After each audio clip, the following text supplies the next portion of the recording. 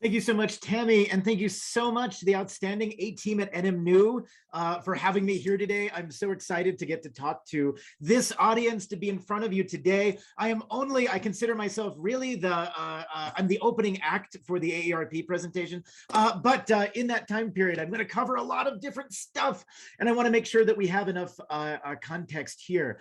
First of all, you know me, you know where to find me. I want to encourage you to ask questions throughout this program in the chat window, whatever it may be. If it's a short question, I'll be able to answer it immediately. If it's a longer question, I might not be able to answer it until the very end, but I want you to feel heard and I want your voice to be here. Sometimes I cover things at higher levels and you want more specificity. Sometimes it's any type of question involving finance that I'm happy to answer. Economic questions, whatever it is that floats across your mind, I am incredibly grateful to be here and to talk to you about that today. So I'm going to share my presentation here, and as all good presentations do, they're very hard to read on small screens. I will try to maximize the size, and we're going to have the up and coming slides on the left-hand side so you can take a look at them at the same time. So today we're talking about turning burdens into bacon, financial strategies for the sandwich generation. Now, when we talk about the sandwich generation, we've heard this turned over in different capacities. What does it mean? Who doesn't enjoy a sandwich? Nobody wants to be a sandwich, and nobody wants to be inside of a sandwich. And you might find yourself in a position where you are now taking care of people on both sides of you, your elderly parents and your children who have now become adults and have gone on to great careers in finance or anything else that you might have. I have a son as well, and so I said he can be anything he wants, except finance. So let's go a little bit over a couple of things here, stuck in the middle with all of you. And I'm going to go over two halves of this presentation.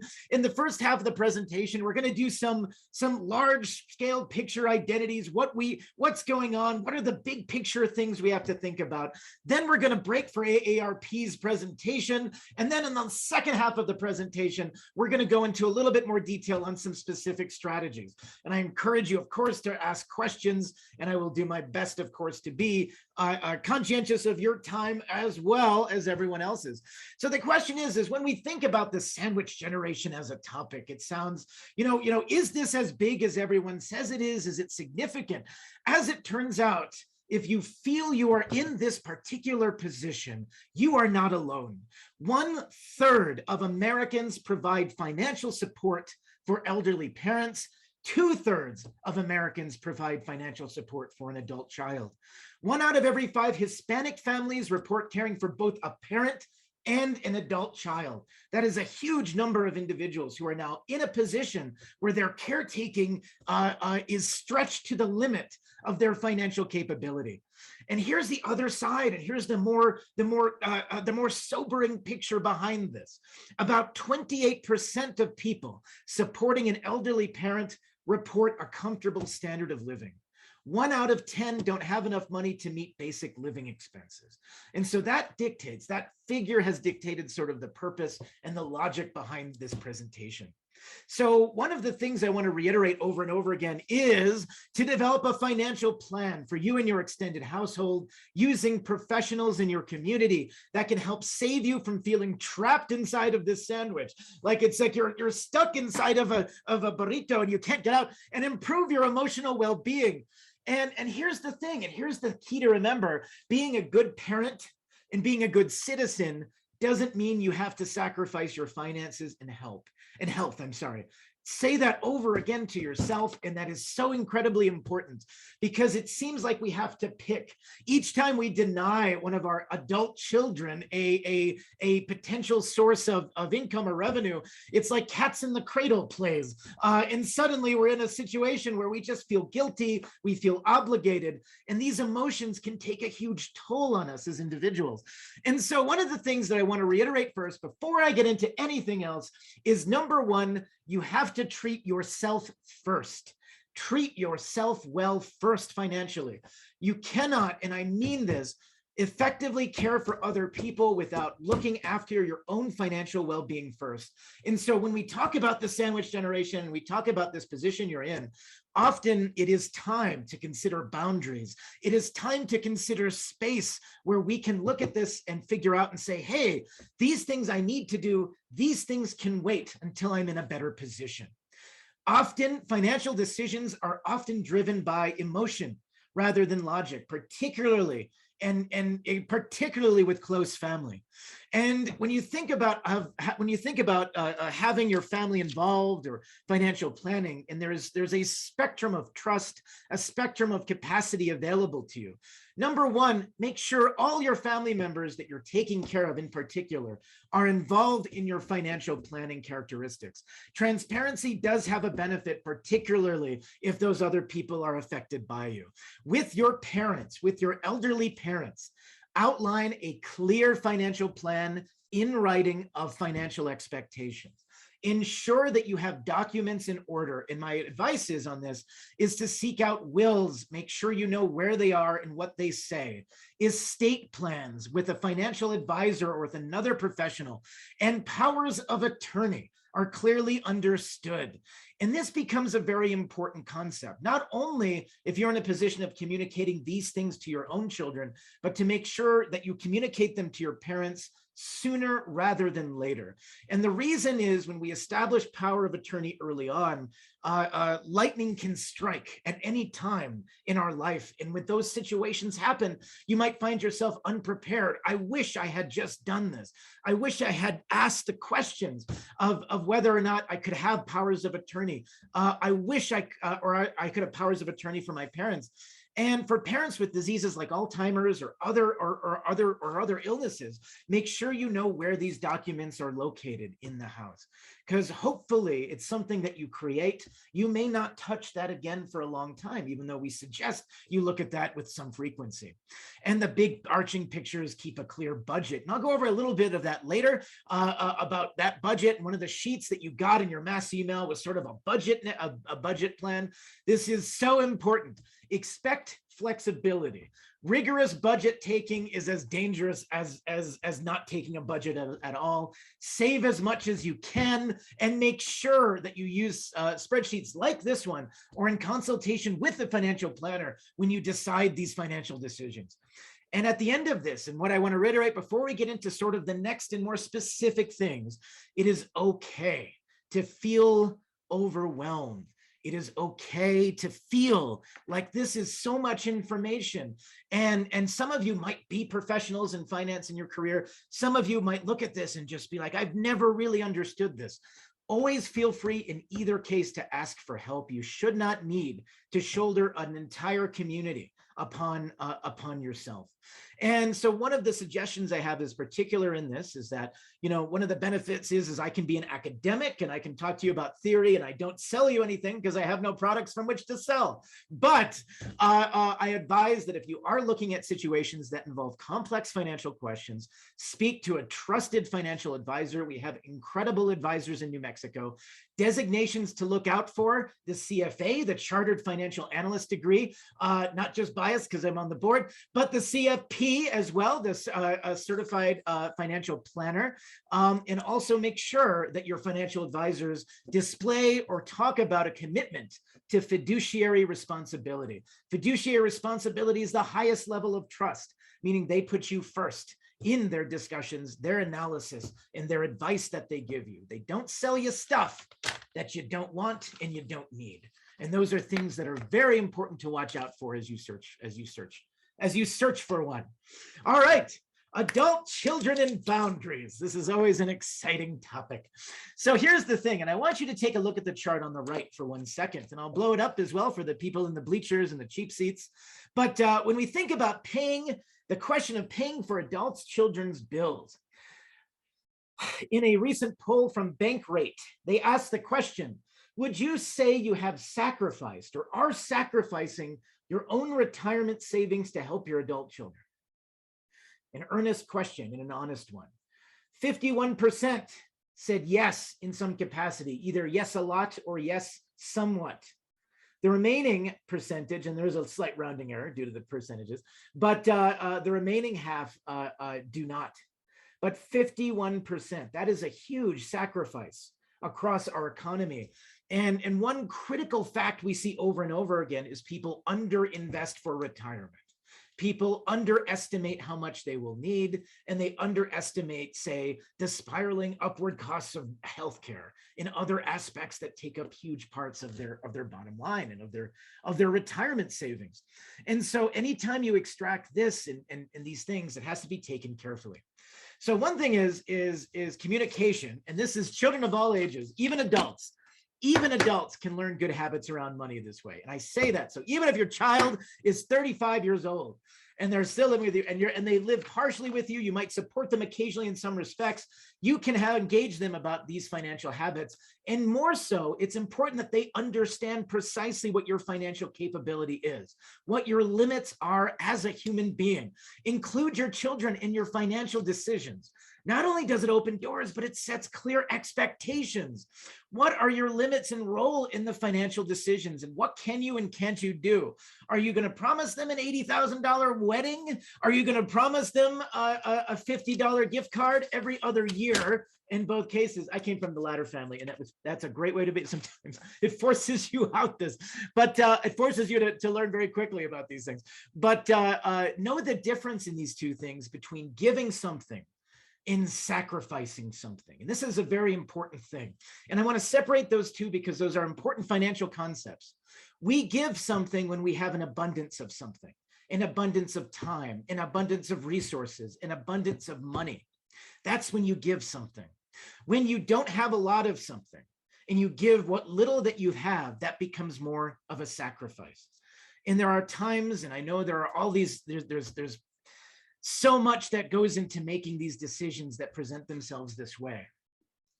You should feel free to give in those parts which you have abundant, but also feel free to withhold or look at things and not feel like you have to sacrifice, not sacrifice to fulfill someone's wants with your own needs. And I think that becomes a very important thing. And we see this very commonly among many people within the sandwich generation. So always ask yourself the following decisions before you make a decision to fund or look at boundaries with adult children. Number one, do you have the funds? Really? I mean, not just on credit card. Do you physically have the cash? Do you have the allotment? And is it going to change your plans for the future? Is it a one-time or is it a recurring expense? Is this money going to impact the relationship you have with your own children? Was the expense planned or was it a surprise? Will giving force you to change your your retirement plans? I can support you with this house purchase, but I'm going to have to downgrade. I won't move to Florida. I will have to live in, I'm going to move instead of Florida, we're going to move back to Moriarty. It's what's going to happen. And that's also fine, but that's a sacrifice too. If you're worse off now, one question is, how will your children be able to support you later? And I know there's not an expectation of that. And I'm not saying that you will, but there is always there's things that will come up, as we're going to find out, that can strike you a little bit by surprise. So one of the solutions to this, and one thing to think about as well, especially if you have some kids and they might not always be of college age yet. And one thing that I like to stress that you look into with your financial advisor is the question of education planning. Education, of which is the market that I operate in often, has become really expensive, super expensive. And qualified tuition plans are a way for you to help save and pay for these future expenses. The most common one we have is a 529 plan. Here in New Mexico, it's underutilized relative to our population and the amount of people who use it. It's more uncommon than it is in other states. And one way to look at a 529 plan is it looks a bit like a Roth plan. It covers 200 qualified education expenses, and the beneficiaries themselves are transferable. However, if your contributions to this plan are in excess of the annual gift tax exclusion, which is in 2022, 16,000 bucks. Another way of saying, if you're putting more than 16 grand in this may be a very small audience in this case, but I have to put it in. This will count against your lifetime estate and gift tax exemption of 12.06 million. So most of the time, not something for you to worry about. But if your child, let's say you make this plan for education planning, you start a 529 plan. And again, like I can list off the benefits of something like this. It has tax-free growth, withdrawals for qualified education expenses. Some states offer income tax breaks on contributions. It has a variety of investment options, no income limit, contributions as high as limits of as high as $500,000 for beneficiaries. And minimums can be as low as $0. And beneficiaries can have multiple accounts. Like I can just, we can talk about, like, I'm trying to think of everything. I missed, I no doubt a bunch of this. But the key is that if your child doesn't go to college, you often, if this money doesn't go away, the government doesn't absorb it, you can pay income tax and a penalty on what you've earned on this. But if your child is disabled, if they go into the military, if they seek others, say professional training programs, then this stuff no longer, I mean, they're also allowed to accept this.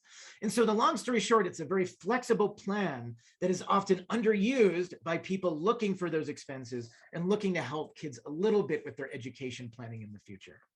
And so that's one aspect here. Now, when we think about wellness point number 3, I'm going to shift the discussion a little bit and talk a little bit about elderly parents and understanding.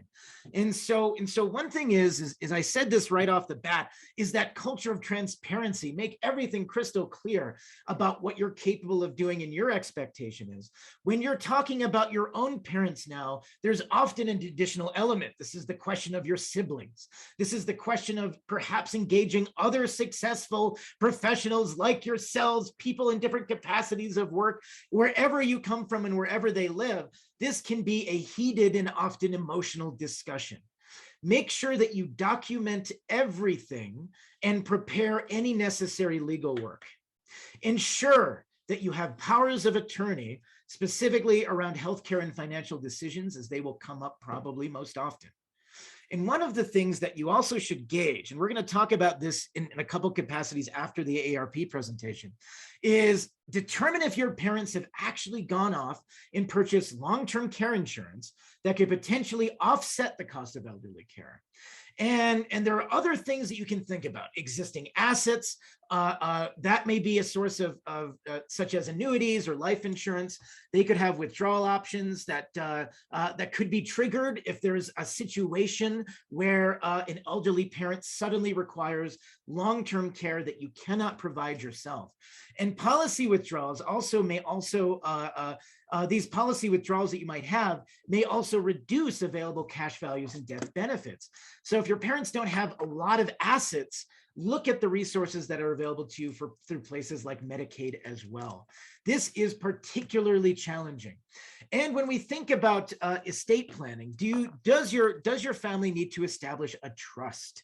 Ask for help in a financial advisory role sooner rather than later.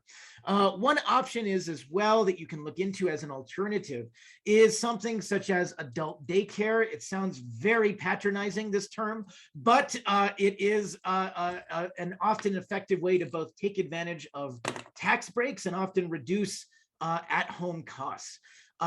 When we think about long-term care, this can cost in Albuquerque, on average, $250 to $275 per day.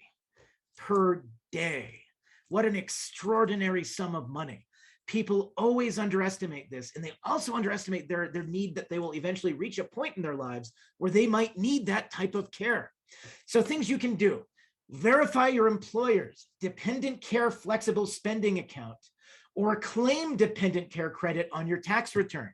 And for 2021, the total expenses that you may use to calculate the credit, it may not be more than $8,000 for one or $16,000 for two qualifying individuals. And you can also exclude up to about $10,500 for dependent care benefits received from your employer. Another thing that's incredibly important to note is 75% of unpaid caregivers are women. Support networks are an incredible resource, and the burden falls disproportionately on some over other people. Make sure that people that you rely on and care about you understand these facts. Now, when we think about this, one thing we can think about as a long-term strategy is there's always a lot of questions around long-term care insurance for elderly parents or for yourself. You know, about 1 out of 7 people will end up needing long-term care for more than 5 years. 5 years, an extraordinary time, at $250 to $275 a day. 100 grand a year for 5, that's an incredible sum. Medicare will pay for 100 days of skilled nursing services or rehabilitative stays. Oh, how nice, Medicare. That's so nice of you to step in for exactly 1/20th of that time. After this is used, beneficiaries must then end up paying usually 100% of long-term costs. And long-term care insurance can pay for care in a nursing home and can treat chronic health conditions. Policies can be expensive. Every policy is different. Shop around. Consider health and wealth, aka health. What factors are going to go into your family member needing long-term care? What illnesses or family illnesses are you aware of? Wealth, can you afford the insurance? Can you afford the care? And there's other terms as well. There's terms like elimination period. This is a deductible period where the policyholder is liable for payment. For instance, the first 100 days, you still might have to pay for that period, but hopefully that's also covered by Medicare. Benefit triggers inform you about when your medical condition has reached a point that you are entitled to benefits. With progressive illnesses, this becomes an incredibly important factor. Those benefit triggers allow you the difference between saying, I can live independently, I have to live with the help of long-term care, and that spectrum that exists in between those things, part-time care, other options. And so when we think about the choices here, and I want to get it, and so we ran some numbers from the American Association for Long-Term Care Insurance.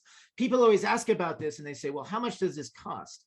So if you have a policy of about $165,000, looking at 2021 premiums on average, if you're a 55-year-old single female, the annual premium is annual, not monthly, is just $1,500. It's still a lot. It's over $100 a month. For a couple, it's a bit more than $2,000. As you get older, long-term care insurance, of course, goes up because the risk goes up. For a couple, it's almost $4,000. So tax qualified decisions, these allow you to report a tax deduction. And what's cool about long-term care insurance, they're part of federally tax qualified policies. Make sure that the policies you look at aren't from hucksters. They're from people who are qualified policies that you can then report on your tax return. Benefits can be triggered once your healthcare reaches a certain level. Policies must offer, but not require inflation protection. Very important now, looking at a 7.9% annualized inflation rate. Policies must offer, but not require non-forfeiture options. Pre-existing conditions are often excluded from these. And so these are things for you to think about, especially as you grow older for yourself and in support of the next sandwich that follows you. Which sounds terrible. The next sandwich. So I want to take this time as well as we go to the next steps. And as we go through this, I know it's around the world in a small amount of time. Please enter questions in the chat. I can go over in detail any additional factors. But I want to take the opportunity to bring up AARP New Mexico. AARP New Mexico has been sort of an amazing force to help New Mexican workers through their Work and Save program. And here to talk a little bit about it, we have Claudia and Othiamba. I want to do my best to sort of, I'll stop sharing so you guys can take a second to look at their presentation as well.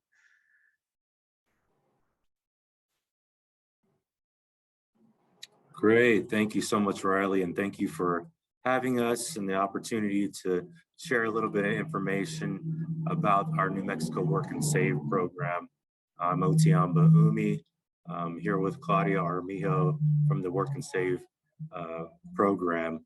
So at AARP, we've been pushing for work and save programs across the nation, basically to make it easier for workers to save for retirement so they can have a better handle on their financial futures.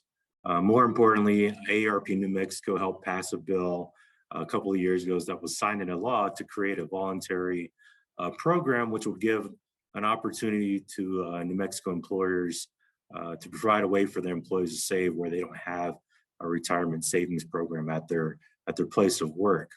And as we consider certain circumstances during the pandemic, it's really shown us how vital and important it is for us to have adequate savings to sort of depend on. Nearly half of American workers, approximately 55 million in our nation, have no access to retirement savings plan through their employers.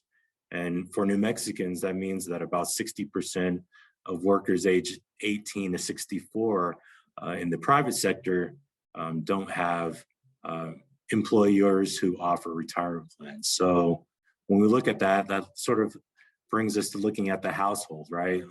And the average household only has $2,500 saved for retirement. And when you look at households that are closer to retirement, they only really have $14,500 in savings.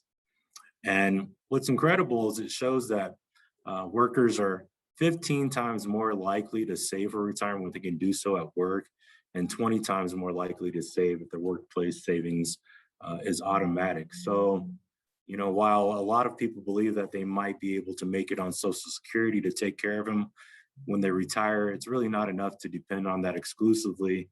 And, you know, a lot of future retirees won't have the ability to handle the rising costs of basic needs and future health costs. So we're just really looking at a way to give employees a simple way to save for retirement, so that, you know, it will save taxpayers dollars in the long run. And this is really important as we face a retirement security crisis in New Mexico, and the Work and Save program hopes to address this. So I'll pass it to Claudia Armijo, our Work and Save Executive Director. Thank you. Thank you, Otiamba, and thank you so much for having us here today. It's such an honor. I appreciate this opportunity to give people a high-level view of the New Mexico Work and Save programs. Next slide, please. We'll start with the basics, and that is, Otiamba spoke of it, as did Dr. White. There's a retirement savings gap in New Mexico, and I will tell you it's in every single state. However, we're hit harder in New Mexico. I don't think that will surprise anyone in the audience. New Mexico in general gets hit harder with regard to financial issues. We have lower wages. We have a population of people with less skill set. So this basically, and let me tell you where these numbers come from. They came from a study that was commissioned by AARP through the Bureau of Business and Economic Research at UNM. So this is basically how many people that work in the private sector in New Mexico and have no access to retirement savings through work. And like Otiamba just said, you're 15 times more likely to save for retirement if it's through your workplace. And that's why people that work for state and local governments that have a pension system, that money contributions are taken out of their pay before they even see their net pay.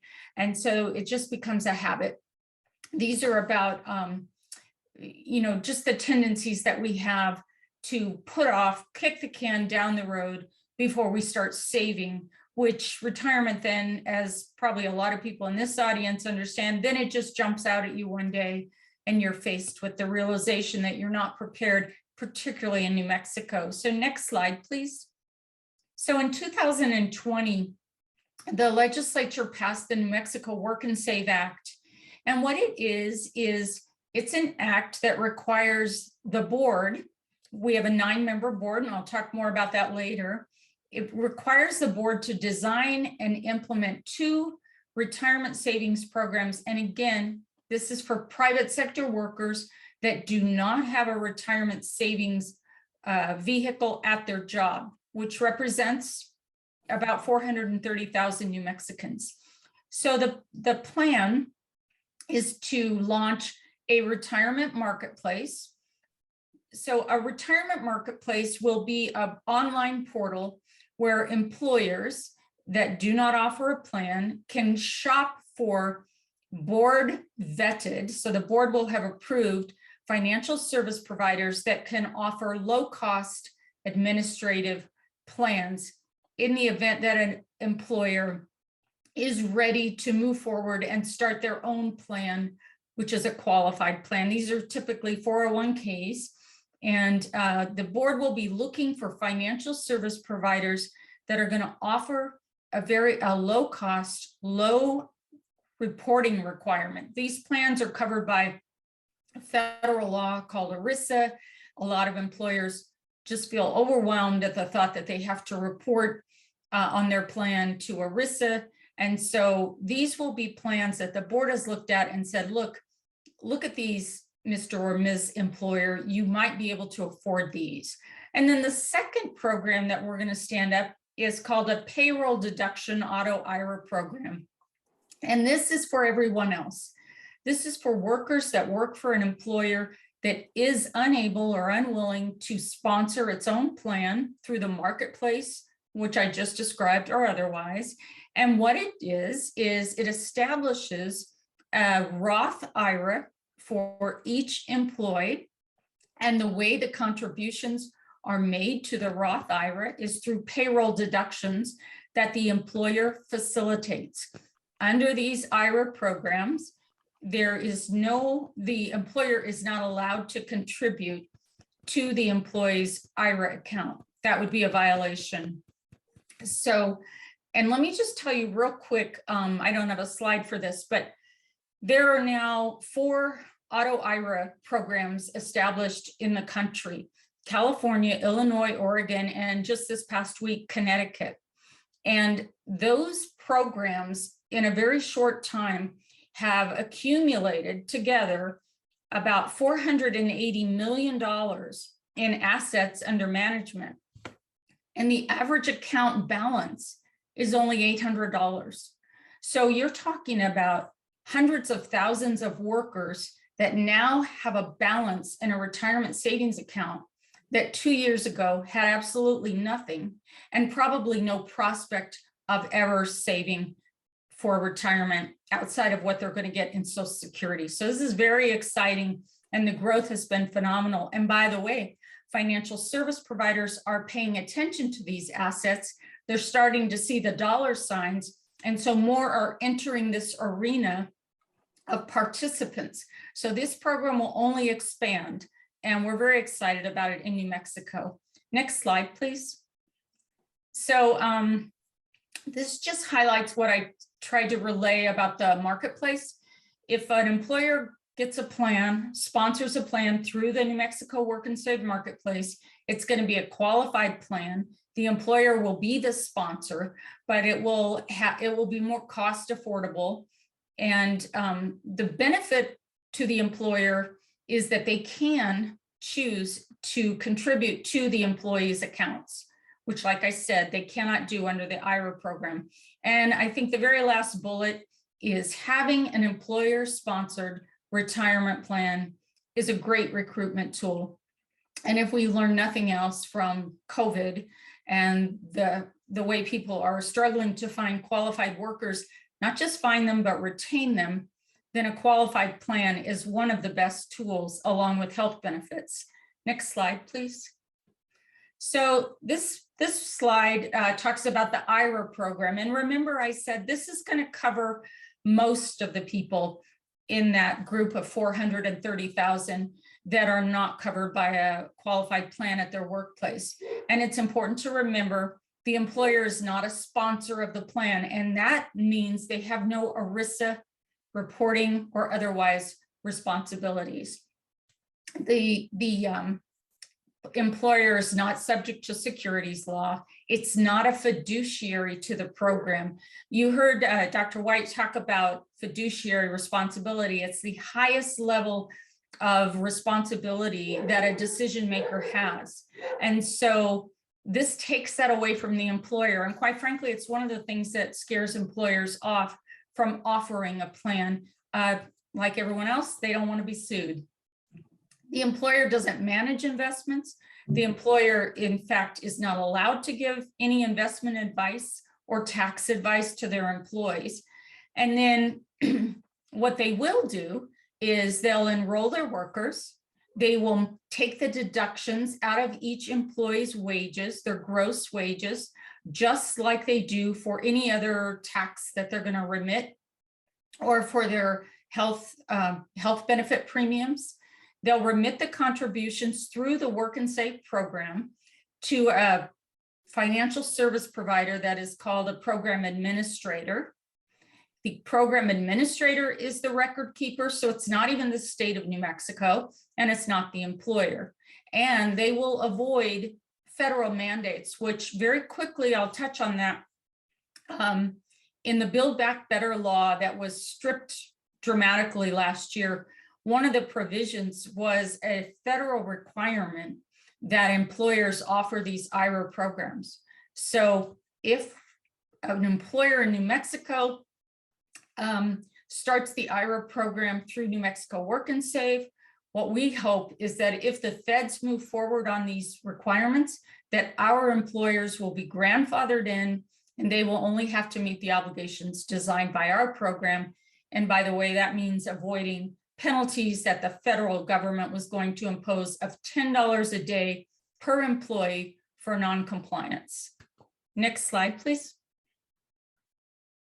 So this is kind of a busy slide, and I apologize for that. You might want to take a look at it later, but this is just to explain for employers. And this is valuable if you are an employee and you're watching this, because you can tell your employer, this is easy. This is like a no-brainer. And there's plenty of testimonials from employers in California, Oregon, and Illinois that initially they were like, oh no, the state is asking me to do one more thing.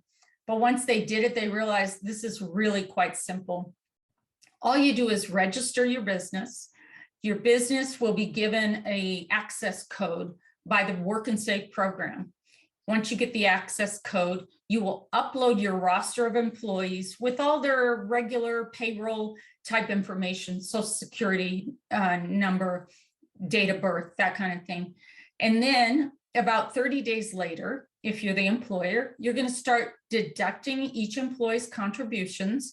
There will be a default rate. We won't get into that right now, but it's probably going to be around 5% of someone's gross wages. The employer will deduct those, like I said, like they do any other deduction in their payroll system, and they will remit the contributions through a bank transfer to the program administrator. The program administrator does all the record keeping, credits the contribution to each individual's account. And these programs are portable. So let's take an example of someone in the restaurant field. Hospitality in general, it's a big source of employment in New Mexico. Well, these workers tend to be kind of transitory. They'll work at one restaurant or one hotel and then seek out a better job at another restaurant, another hotel. These IRA programs remain with the employee. They are portable. So unlike a qualified plan, like a 401k, which is very employer specific. So this is very helpful for that group of employees that moves around a lot. Maybe they haven't really established a lifelong career yet, but they still need to be saving for retirement. Next slide, please. So this is meant to make you kind of dizzy, I think.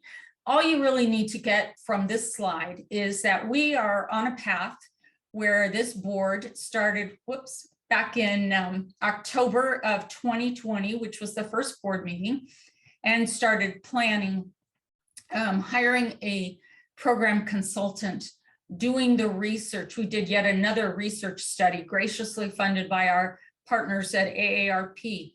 Because when you start these plans, it's best practices to have all brand new data. So even though we had data from 2018, only 2 years old, it wasn't considered fresh, not a best practices. So we got all updated data. So we're in the process right now of getting ready to launch our marketplace. And then that will be followed by the IRA program. You can see on this chart that we're working with the state of Colorado. They have an IRA program, no marketplace. We've been in a collaborative agreement with them since last September. We would like to partner. Without getting into too much detail, the benefit of that is probably obvious to most of you: economies of scale. There are costs for running these programs. If you bring in more participants and you have more accounts, then you're going to be able to level out those costs overall. The state of Colorado has a target participation rate of about 918,000 people that are uncovered, have no retirement savings at work. When you combine that with New Mexico's 430,000, then you're talking big numbers, about 1.35 million potential accounts. To give you a little perspective on that, the state of California, of course, our largest state, by itself has a target participation number of 7.2 million. So even combining with Colorado, we're still relatively small, but we do gain leverage for our economies of scale. Next slide, please. So this map is to just give you an idea of what's going on with these type of programs. In New Mexico, it's called Work and Save. They're called something different in every state. California is Cal Savers. Oregon is Oregon Saves. Illinois is Illinois Secure Choice. Colorado is Colorado Secure Savings Program. But fundamentally, they're all very similar. The only other state that has a marketplace program is the state of Washington. And you see it up there in the far left with a kind of a orangey yellow color in the dots. So on this map, any state that has sort of a busy pattern over it has moved forward with implementing some sort of secure choice or private sector state established retirement program. And like I said, New Mexico, we have two. We're the only hybrid state with both a marketplace and an IRA program. The states that have varying degrees of purple are in various stages of implementing. They're doing research studies. They've drafted legislation to create the plan or something along those lines. And the very pale yellow, you can see only 4 states have, as of today's date anyway, done nothing toward initiating one of these plans. But I promise you that will be changing shortly because in the very short time, like I said, they've seen a lot of success. Next slide, please. So here you are, it's our last slide. I just wanted to give you insight into our board. Our board members are all appointed by different government officials, the state treasurer, the governor, the president of the Senate, and the Speaker of the House. I'm very lucky. We have a very qualified board. A couple of our members, our chair in particular, have extensive investment background. Well, all of them are quite qualified. 2 of our members are actual small business owners in the state of New Mexico. So they're very good advocates when we want to get credibility and speak to business owners to explain to them, this is not going to be a burden on you. And it's going to be a tool you have to retain your workers and attract new workers. And that's all I have. Otiamba and I can stand for questions, except thank you. It's, like I said, a pleasure to be here. I hope that was enough information. And go to our website.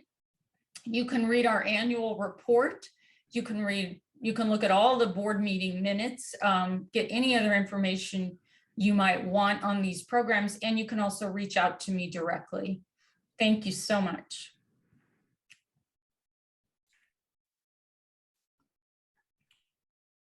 All right. Do we have any questions on Work and Save specifically? And then we'll have another Q&A once Reilly finishes. I have one, and I'm sorry if I missed it.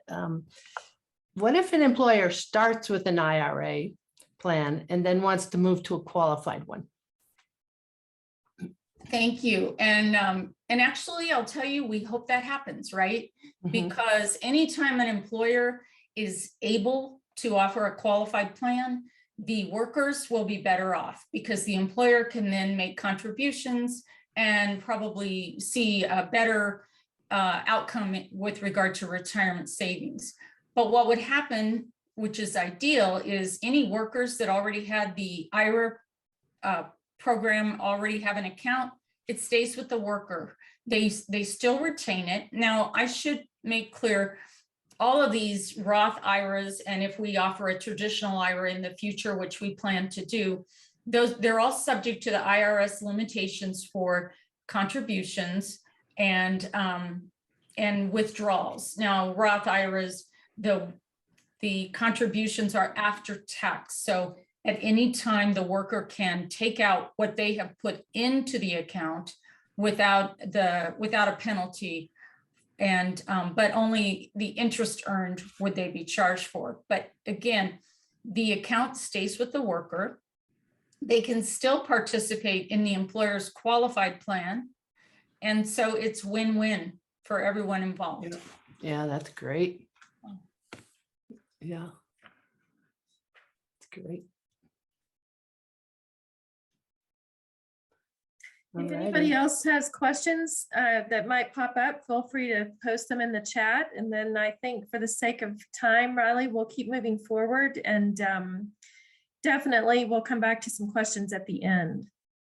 So thank you both to Claudia and Otiamba for being here today. Yes, thank you so much to AARP. That was an incredibly informative presentation, and I love the data, and I love the sense of urgency it provided as well. When we think about the question of retirement, underinvestment, and we have different numbers and different capacities, but they say the same thing. Underinvestment for retirement is a chronic issue, and so the cool part is, because they did talk to you about a whole bunch of different options that are out there. I can go relatively quickly through your options, and to think about this, another statistic that focuses only on Americans in their 40s who should be focusing towards their retirement. The median retirement savings is only around $63,000. That's not enough. And even if we look towards how it will grow within 20 years, we often end up under investing.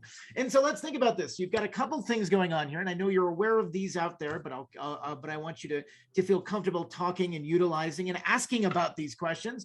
So the traditional IRA, when you think about ways we save for retirements, this whole spectrum of retirement that we have planning right now as an industry is really 40 years old when it became legal through Congress in the late 70s, following 1980, when the first 401k and IRA was invented, was created legally.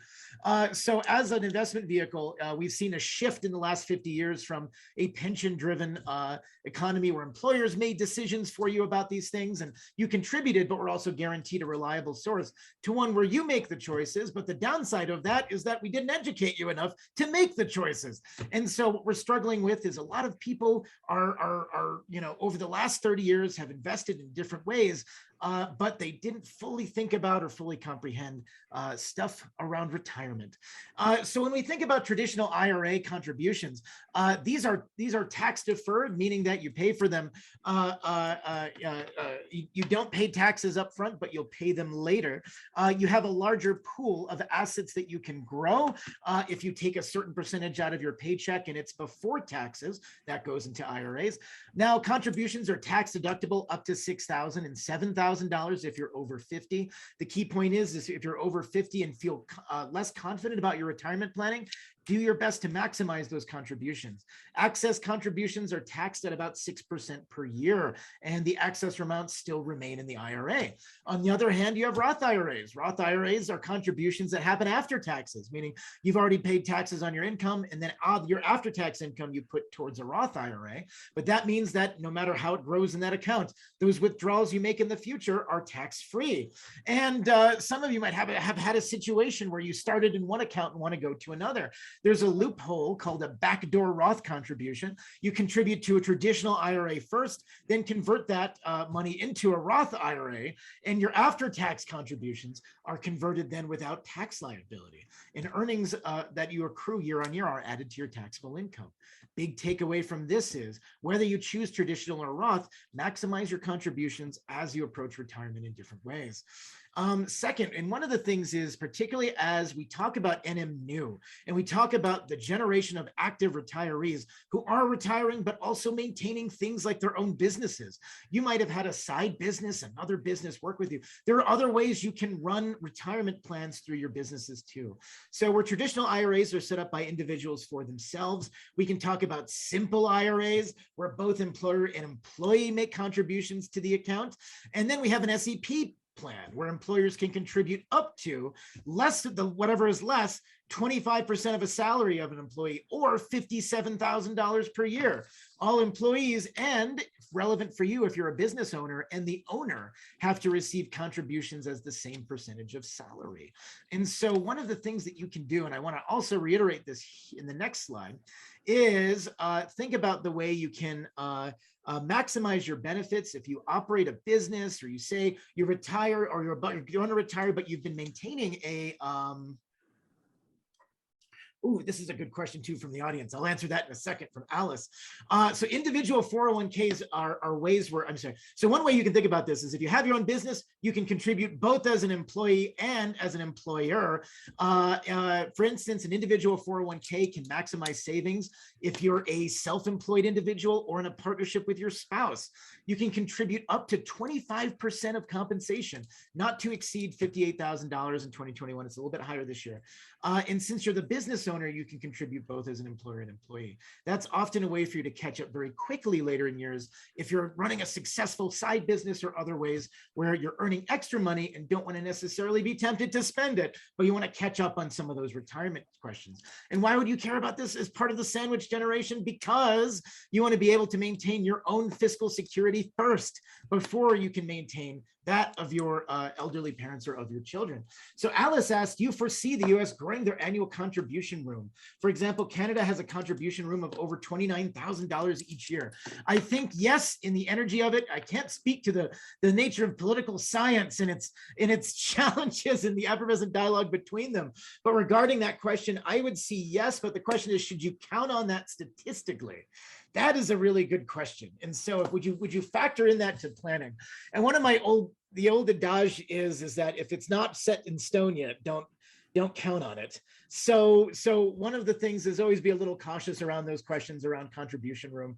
I think it is necessary. I think that's a great asset of the Canadian system, is that they do allow you that amount, which is just incredible. But do I think it will happen? Yes, we see these kind of piecemeal increases, but that would be a large differentiation where we are now. And there's nothing like, until I see a convincing like bill passing through Congress or something else, it's hard for me to gauge if that's going to happen. And I wouldn't count on it even, but that sounds very negative. I want it to happen, but I'm too cynical to believe it will happen in a short amount of time. But I always want you to be cautious with this and anticipate that what is there right now is what is going to be there in the future. And so another way to think about this as part of your strategies is I want you to consider about expanding the safety net. So one aspect that affects a lot of people that is often overlooked in a lot of these conversations is long-term disability insurance, a type of long-term care insurance. In a given year, you are more likely to become disabled than to die, which sounds like this is a terrible starting conversation for anyone. Hey, in a given year, you're more likely to be disabled than die. Oh, thank you, Reilly. You're fun at parties. Disability can come from both physical and mental disorders, and it's a real risk.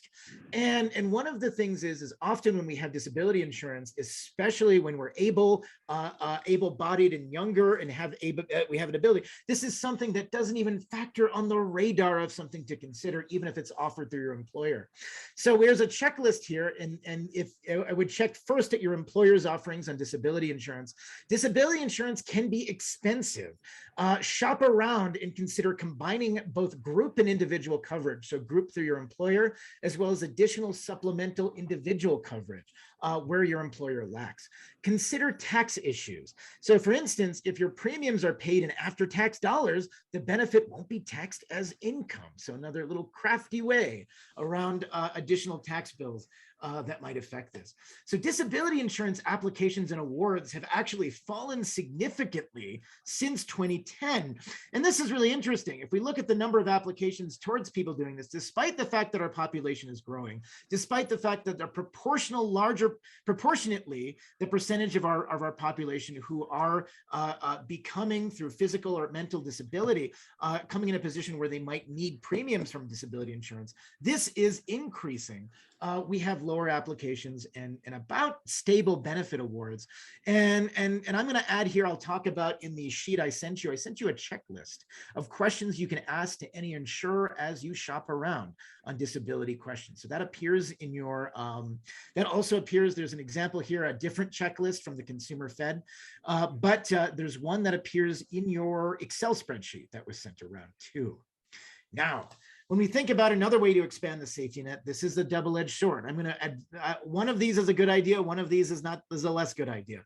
Life insurance has one goal, and there's one way you should think about this.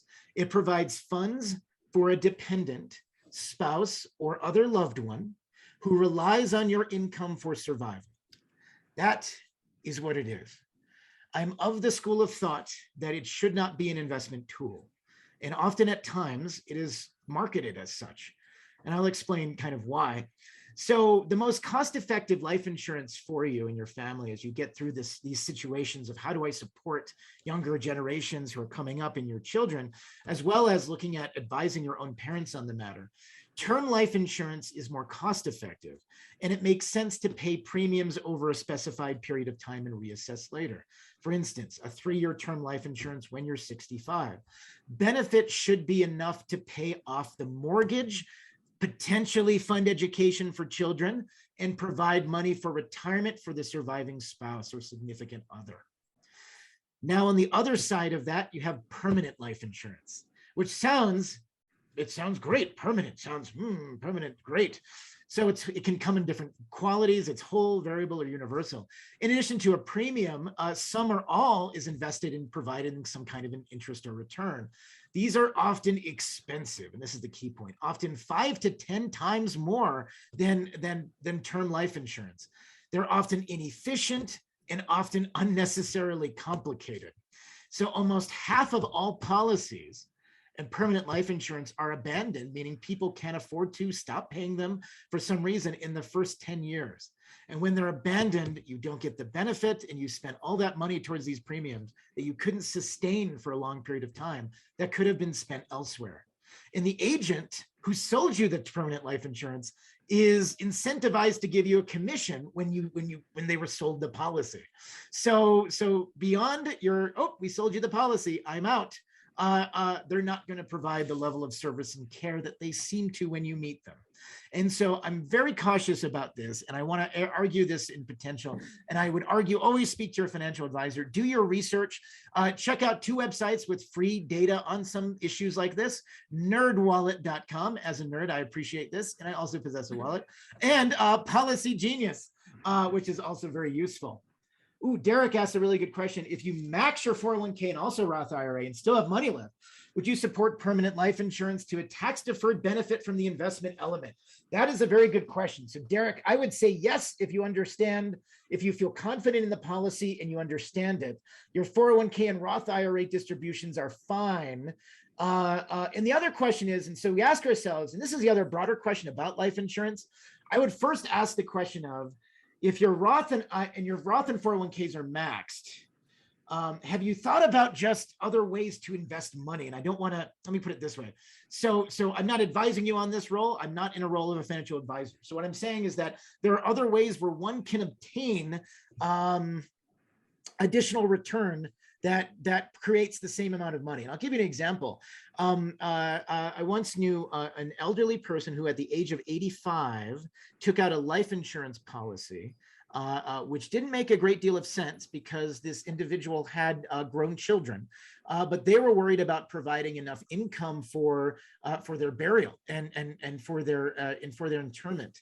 And that was not needed. And they ended up paying about $1,000 a month for 36 months, a little bit more than that, for a $50,000 benefit. And so as a finance person, my first question would be is opportunity cost. If that same $36,000 over 3 years was then invested in a any other account, even a private stock or security account, knowing that, say, the long-term average return on the stock market is 11%, and knowing that the long-term average in different returns are different ways, would they be able to grow it more efficiently than in that policy? And so the thing is, life insurance doesn't have to have the label life insurance to be life insurance. And that's the distinction I'd like to make. People will sell you a product called life insurance, but there's also, the question of your other funds, other ways you can invest in the market that aren't limited by the caps on Roth or 401k. Those can serve in the same manner. As they're directed through your will in other places. So I would investigate other places as well and ask those questions in addition. That's a great question. And kind of related to that question, Derek, is that the big thing is when you think of retirement in general or also anything else, combine stuff. So let's say you have multiple retirement accounts, as Derek pointed out, a Roth, a traditional, and also taxable investments. And taxable investments here instead of a life insurance policy. So let's say you need $80,000 in retirement spending per year with an effective tax rate of 20%. With an IRA, you would pay taxes on all $80,000, a traditional IRA. You pay taxes on all $80,000, which, if I looked at the schedule of marginal tax brackets, is about $13,000 in federal, additional for state. Instead, however, if you mixed different accounts, you have $30,000 each year taken from a Roth and you pay 0 on taxes in it.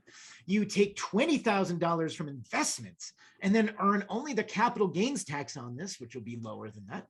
And then $30,000 from a traditional IRA and pay taxes only on that $30,000 as income. Then you've both maximized, you still have $80,000, but you're paying a little bit less than half of that in taxes. So maximize your contributions whenever possible across a variety of disciplines. And I appreciate the spirit of Derek's question because it was right there in saying, look, I've done this and this and this. If I can have a collection of different issues, that offers additional protection. So add these things. And that's the thing, and be tricky and be hesitant. The hard part is that if your financial advisor with you can help set up alternative accounts and other accounts that are ways to invest your money that might make more sense than some things marketed as policies. So when you do this as well, the strategy for it, and actually when you're in the sandwich generation in particular, create a budget for everyone in your household that relies upon you and works with you. Make sure all household members understand them, the elderly parents and the adult children. Encourage your parents and adult children to develop their own budgets and work with you on that comprehension. What are your goals with that? Is it for the adult child? If they live with you, what are their expectations? If you'd like them to live elsewhere, what are the expectations and how to get them to do so? Either feeling is perfectly reasonable and it's entirely your business. And also one thing that I would argue with, and this sounds really scientific, but it's something anybody can do, employ a scenario analysis. Another fancy way of saying is look at the best case and worst case. And my favorite is the worst case because that is the situation that you have to watch out for the most. If the worst thing happens, what will you do and how much money will you have? What's the worst case on your rent increase for next year? What is the worst case on the taxes you have paid or an unexpected medical bill? What do you think the worst case would be? Think through those situations with yourself and your family. And then, as we approach the conclusion of this, build a professional team. So before you retire and before even your parents are in a position where they can no longer or are not in the position to make financial decisions, meet with a financial representative. Investment advisors can manage your accounts, your family's accounts, other accounts. They receive around 1% of your assets under management usually. Fee-based advisors have no commissions and receive only 1% of how much you give them. Look for fiduciaries and only work with someone you trust and shop around. Tax professionals and insurance professionals. Take a look at them and also be wary of them. Tax professionals are useful. They often have flat fees and hourly rates, and they help reduce your tax burden. Insurance professionals are paid by commission. So this is another thing. Look at where the person who's selling you, where their incentives lie. Insurance can be necessary, but be careful. Your common sense is always your best arbiter of judgment in these scenarios. And if you're pressured in a way that makes you feel uncomfortable, leave. And last, I would encourage an estate attorney.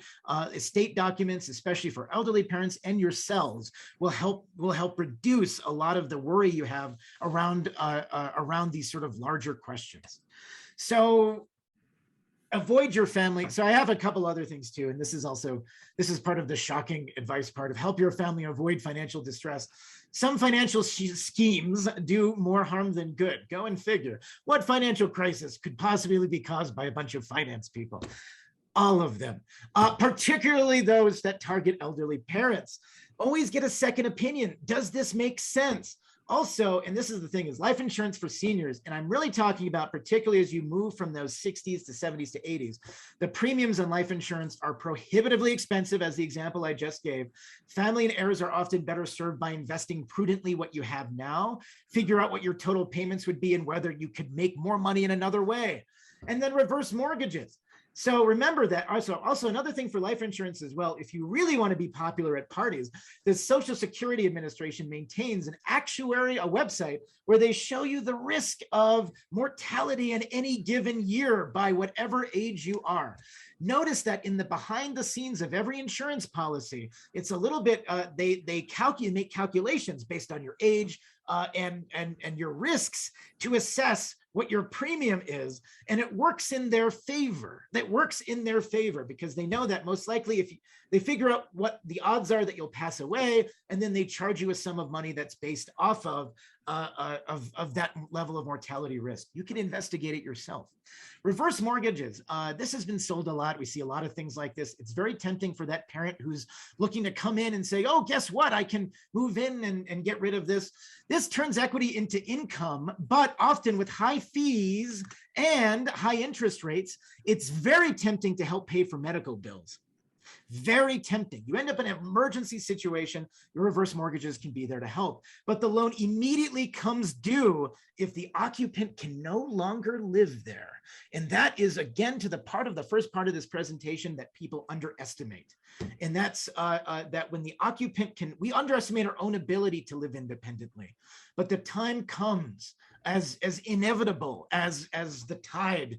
It does come in a way that makes us, we have to pause and think, this sounds like a good idea for now, but these triggering provisions could make my family worse off in the future than they are now. So just stuff to think about. I feel like that ended on a very bad note, but yes, I encourage, but that is the last slide here. And I want to thank you so much for your time today. I know we ran a little bit over time, but I'm incredibly appreciative. And I want to ask if we have any questions. And Derek asked if the presentation will be shared. And I think so, right? Or yeah, we're happy to share it as long as you're okay with that, Reilly. Oh, yes. Part of our agreement with Project Echo is that we share our materials. Mm-hmm. And so since everyone here today is registered, you will receive these materials via email. So that'll be part of our follow-up. And then you'll also get a link to the recording if you're subscribed to our YouTube channel. Oh, super cool. Great information. We want people to share this information, with the community, because this is such a huge issue, this sandwich generation, for so many people. I know I can relate to it. I'm dealing with nieces and nephews and a parent and a disabled brother and all of a sudden a big farm. And it's like, how do you take care of these matters when you're one human being? And it is really helpful to have resources, and the budgeting workbook that Reilly provided, which, by the way, Reilly, maybe you want to touch on that for a second, if you would. Oh, you're muted. Reilly, you're muted. Hold on a second. I'm sorry. Yes, my apologies. Yes, I did promise you a budget worksheet to go over, and I did make it, but let me show you a little bit here. Let me bring it up correctly. I just had it open. There it is. And then let me share it really quickly, because sharing is financially caring. So let's see if we can do this. So anyway, so what we have here, there are 3 parts of this. This looks super confusing. This is to help you design your own spending plan. At the very top part, the only thing you have to highlight are the things in green. The only thing you got to fill out are the things in green. And if you don't know the answer to it, or you're not sure, put 0. So for instance, you can put 2 family incomes in here, rental income. I know this is super, let me zoom in for those who are interested, but it asks you to tell you what your monthly income is, your rental income, income from any other sources, Social Security, for instance. And then you have savings, how much savings you have that you're putting forth each month. If you're contributing to a 401k, you can put that there. And then of course I added the 529 account because we talked about it today. And then we have a whole bunch of your other less fun things. We have expenses that you list down here. We tried to think of anything that you could possibly need, from your standard association bills to everything else. And then you have car and transportation, family expenses, and all that stuff. When you fill that out, you go over here to the second sheet, the tax bracket slides, and it's going to tell you what your savings rate is and if you're hitting it or not hitting it. And I set in a benchmark rate of 20% here. That's very high. I don't anticipate you hitting that savings rate, but take a look at it. What's going to happen? All these divide by zeros will fill in, and you'll know a lot of information about what you're paying in tax, your tax rates, your savings rates, and your effective tax rate. So it will do all the calculation for you. Next is when we look at the question of disability insurance. I made a little short worksheet for you here to add, where you look at a bunch of different questions. When looking at any insurance provider, you have to shop around. And so the things you want to ask are, what is the elimination period? I apologize for my spelling mistakes. What is the monthly benefit? Is it non-cancelable? Is there a cost of living adjustment? Is renewal guaranteed? These are the questions that will make you sound like not somebody who some insurance purveyor is going to make a quick buck off of, but a rigorous, thoughtful financial analyst that you are, and so that you can be empowered to make the right decision on questions of insurance. So those are great. take a look at it and do the best you can. And if you have any questions, let us know. One quick question, Reilly, is, Yes. or to anyone on the call, and then we'll take Derek's question also really quickly. If anybody has links to resources in New Mexico for where you might find financial planners or ideas for, I know there's a lot of information out there that the state provides. So any resource information, we would love to gather that and then share it later with our audience. So I believe Derek had a question for you, Reilly. Yeah, Monica. Good. So on disability insurance, can the insurance company reduce my benefits if Social Security provides me with some benefits? That is a fantastic question. And so that's going to be policy by policy. Legally speaking, it's within a realm that exists of the possible. That is a question that will relate to the specific policy. I actually love that question so much. I'm going to add that in the future checklist as well, because that is important. So without guaranteeing a broad swath of this, make sure, because there are caveats sometimes in disability insurance where if certain triggers happen, they then reduce it, or if you get other policies. I will say though, generally speaking, it should not be expected, but do double check the policy and check with the financial advisor. Oh, Monica has a question. My father was advised to have me set up his IRA to inherit his investments for tax purposes. He's a planner. Yes. Do you have resources for inheritance information? Yes. The estate planning materials are a great question. And gosh, of all that, we could do a whole session on estate planning as a whole question. And so I would defer to a financial advisor on that question. But on inheritances themselves, the fact that your father set up an IRA and for inheriting investments for tax purposes is just, it warms my tiny finance heart, Monica, because that's such a nice, it is a nice and thoughtful and well-designed gesture. And I think that's good. So inheritance information, and specifically we can follow up on, but that'll be specific. Maybe that's a future topic that we'll cover, Reilly, and get back with you on discussion about that. Yeah, estate planning, that might be a really good learning event for the future. Definitely. Well, I want to thank you so much for putting this presentation together for us, Reilly, and for the worksheet that you've provided everyone. This is valuable information, and we'll put the recording out there so others can see it and share it. And we'll follow up with an email to everyone. And if Paula, you could start. Yeah, and as we don't, we need final to do. Yeah, can we PowerPoint, I add would the appreciate it poll? really quickly. Yeah, or put the poll number 2, because that has the self-register AARP. There we go. So yeah, so AARP has requested that we share contact information of those who attended today. However, New Mexico New has a very strict policy that we don't share personal information. We would never do that without your permission. And so if you want to take this survey to let us know yes or no, if you are willing for us to give them your contact information, which would be your first and last name and email address, then we will do that. If you had rather we not, we will not. And if you do not respond to the survey, we will not share your personal information. We will only do it if you give us permission. Having said that, we do absolutely encourage you to go to the AARP website and to register with AARP New Mexico so you can stay up to date on all the issues that they are advocating on our behalf, especially Social Security, things like Work and Save.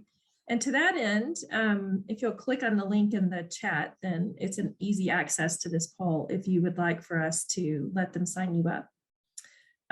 Thank you so much to Odiamba and to Claudia for being here today as well. Great information, very excited. I think that's a huge asset for New Mexico, and happy to help you guys continue to spread the word about that. And very grateful to AARP for your ongoing support. Again, our first poll today were these questions. You can copy the link and do it at your convenience. You don't have to do it at the second, but we would really appreciate having your feedback. Our intention is to build a community of new elders, but we don't want to assume we know everything that you want. We want to know what you want. So if you could take a moment. And then just to mention briefly, we do have some really great events coming up. That includes modernizing your technology, your knowledge about technology, the apps that you use, and your skills. That's taking place next month, April 29th, with Trish Lopez, who is the founder of Teen Years. And I'm assuming Jillian and or a few other Teen Year coaches will be joining her on that presentation. All of our events you can find on our website, www.nm-new.org/events, and you can register there as well. The following month, we're going to be doing an event on meditation with Heather Robertson, who is the founder of Bold Arrival. She lives up in the northern part of New Mexico, Taos area. So we're very excited to host her in May. And then in June, we're going to, in cooperation with the Center for Positive Psychology, we're going to present The Path, which is Planning Alternative Tomorrows with Hope. And Dr. Mary Lemond and Tanya Callan will be presenting that workshop for us. So with that, I just want to say thank you to all of our sponsors. We have some amazing support and so grateful to have our annual sponsors this year, and certainly invite more sponsorship for these kinds of events and topic ideas as well. So a big shout out to Nusenda Credit Union, to French Funerals, Cumulus Media, Albuquerque Senior Affairs, and New Mexico Netlinks especially. And thank you so much for today's event to AARP and for their ongoing support of New Mexico New. So once again, thank you all for attending. Sorry we went just a couple of minutes over today, but I think we crammed in a lot of information here. If anybody has any follow-up questions for us, please feel free to email New Mexico New. We're happy to try to be as responsive as we possibly can, even though we have a very small but mighty team behind the scenes. So thank you to everybody.